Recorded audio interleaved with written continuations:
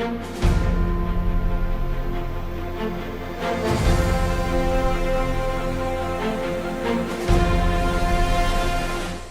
Updates.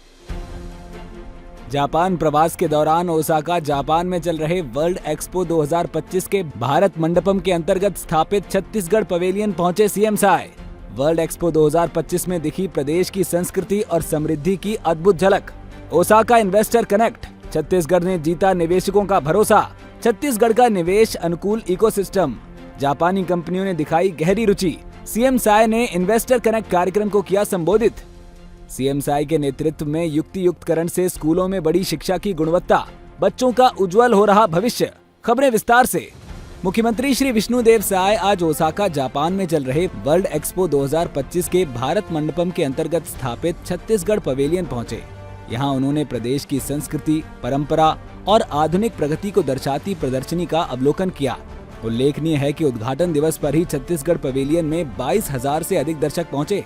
यहाँ आने वाले लोग प्रदेश की समृद्ध सांस्कृतिक धरोहर, आदिवासी लोक कला, उद्योग और पर्यटन की अनूठी झलक देखकर उत्साहित हुए।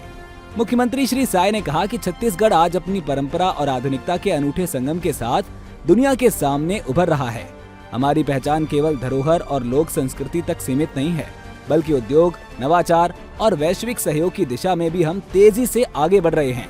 पवेलियन में छत्तीसगढ़ की जनजातीय कला, बुनाई, हस्तनिर्मित उत्पाद, हर्बल आइटम्स और पर्यटन स्थलों को आकर्षक ढंग से प्रदर्शित किया गया है। साथ ही प्रदेश की औद्योगिक क्षमता, निवेश अवसर और भविष्य की संभावनाओं पर भी विशेष ध्यान दिया गया है। जापान और अन्य देशों से आए आगंतुकों ने छत्तीसगढ़ के पवेलियन की सराहना करते हुए विशेष रूप से हस्तशिल्प और बांस उत्पादों, बस्तर आर्ट और लोक संगीत पर आधारित प्रस्तुतियों की प्रशंसा की। इससे अंतर्राष्ट्रीय दर्शकों के बीच प्रदेश की एक सकारात्मक छवि बनी। मुख्यमंत्री श्री साय ने पवेलियन में मौजूद मेहमानों से आत्मीय संवाद करते हुए कहा कि छत्तीसगढ़ निवेश और साझेदारी के लिए पूरी तरह से तैयार है। उन्होंने अंतर्राष्ट्रीय समुदाय को प्रदेश के साथ जुड़कर विकास की नई दिशा में कदम बढ़ाने का आमंत्रण दिया। मुख्यमंत्री श्री साय ने कहा कि वर्ल्ड एक्सपो जैसे वैश्विक मंच पर हमारी भागीदारी ये संदेश देती है कि छत्तीसगढ़ केवल भारत का ही नहीं, बल्कि वैश्विक साझेदारी का भी एक मजबूत केंद्र बन सकता है।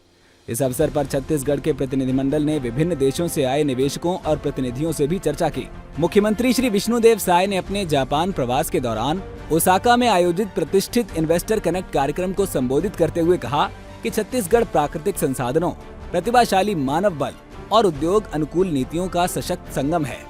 उन्होंने रेखांकित किया कि भारत और जापान विश्वास एवं साझा मूल्यों की गहरी डोर से जुड़े हैं।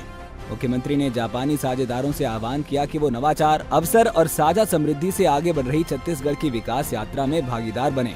कार्यक्रम के दौरान मुख्यमंत्री ने सरताज फूड्स ओसाका को छत्तीसगढ़ में फूड प्रोसेसिंग यूनिट स्थापित करने के लिए 11.45 बिलियन डॉलर 100 करोड़ का निवेश प्रस्ताव दिया।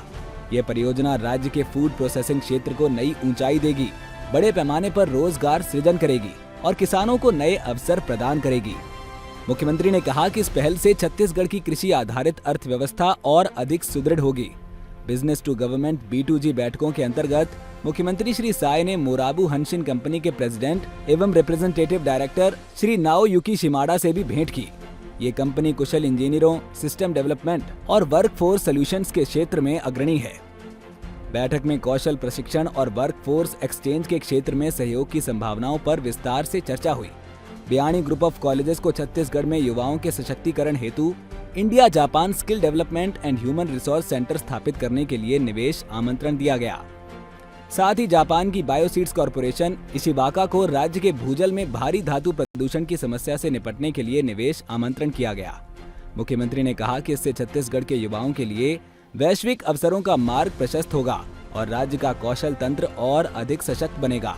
इस अवसर पर छत्तीसगढ़ के अधिकारियों ने राज्य की प्रतिस्पर्धात्मक विशेषताओं को विस्तार से प्रस्तुत किया। उन्होंने बताया कि प्रचुर खनिज संपदा, सक्रिय सिंगल विंडो क्लियरेंस सिस्टम, विश्व स्तरीय औद्योगिक ढांचा और वैश्विक निवेशकों को सहज वातावरण उपलब्ध कराना छत्तीसगढ़ की सबसे बड़ी ताकत है। राज्य में किए जा रहे सुधारों और निवेशकों के लिए प्रोत्साहन योजनाओं की जापानी प्रतिनिधियों ने सराहना की। मुख्यमंत्री श्री विष्णुदेव साय ने कहा कि छत्तीसगढ़ निवेश अनुकूल इकोसिस्टम प्रदान करने के लिए प्रतिबद्ध है, जहां वैश्विक साझेदारों को अवसर और सहयोग दोनों मिलते हैं। जापान के साथ हमारी साझेदारी विश्वास और साझा मूल्यों पर आधारित है। ओसाका में हुई चर्चाएं न केवल निवेश लेकर आएंगी, बल्कि हमारे किसानों को सशक्त बनाएंगी, युवाओं के लिए रोजगार उत्पन्न करेंगी और विकसित छत्तीसगढ़ की नींव को और अधिक मजबूत करेंगी। मुख्यमंत्री श्री विष्णुदेव साय की महत्वाकांक्षी युक्ति युक्तकरण नीति ने ग्रामीण अंचलों के स्कूलों में शिक्षा की तस्वीर बदल दी है। जिन स्कूलों में पहले शिक्षक की कमी से पढ़ाई प्रभावित होती थी, वहां अब नियमित और गुणवत्तापूर्ण शिक्षा सुचारू रूप से संचालित हो रही है। दुर्ग जिले के हनोदा गांव का प्राथमिक स्कूल इसका एक उत्कृष्ट उदाहरण है। पहली से 5वीं तक की कक्षाओं में पढ़ने वाले बच्चों को पहले पर्याप्त शिक्षक नहीं मिलते थे। एक समय तो स्थिति ये थी कि एक मानदेय शिक्षक सभी विषय पढ़ाने की जिम्मेदारी निभा रही थी, जिससे सभी कक्षाओं में समान रूप से पढ़ाई कराना संभव नहीं हो पाता था। लेकिन युक्ति युक्तकरण के तहत स्कूल में 3 नए शिक्षकों की नियुक्ति होने के बाद हालात पूरी तरह से बदल गए हैं। अब प्रत्येक कक्षा के लिए अलग अलग शिक्षक उपलब्ध हैं और बच्चों को विषयवार पढ़ाई मिल रही है।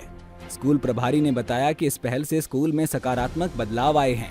उन्होंने गर्व से कहा कि हनोदा स्कूल के 3 विद्यार्थियों का चयन नवोदय विद्यालय में हुआ है, जो यहाँ की गुणवत्तापूर्ण शिक्षण व्यवस्था का प्रमाण है। सीएम अपडेट्स में आज के लिए इतना ही।